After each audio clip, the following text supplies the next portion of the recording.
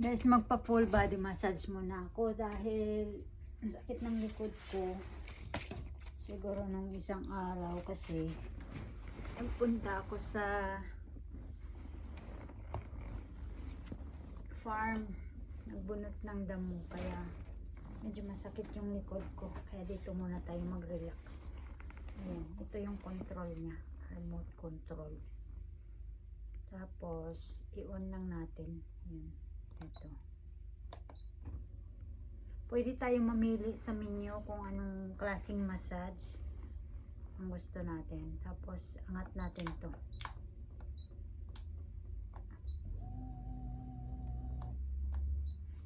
Yung paa.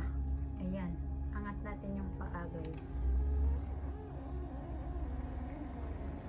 Tapos may heater din to, pero pag winter, pero dahil summer naman, di na kailangan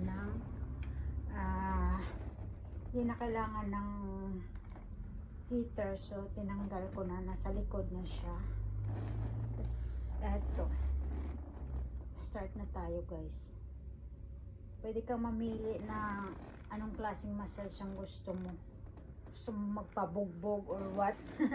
Joke, hindi yung mild lang or mild or hard, soft massage, hard massage. Pwede kang pumili. Nandito lang sa control niya.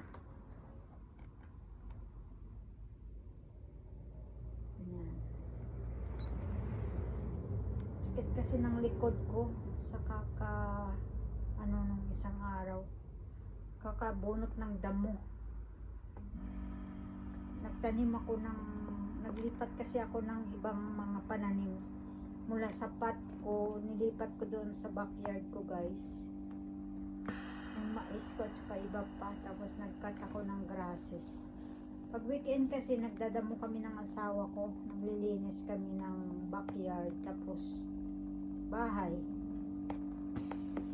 Mahirap maglinis ng bahay kung malaki yung lilinisin, kakapagod. Ayan, nag-start na siya, guys.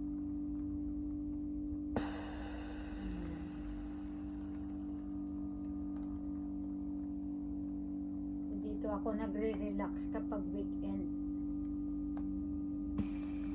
Sarap matulog dito.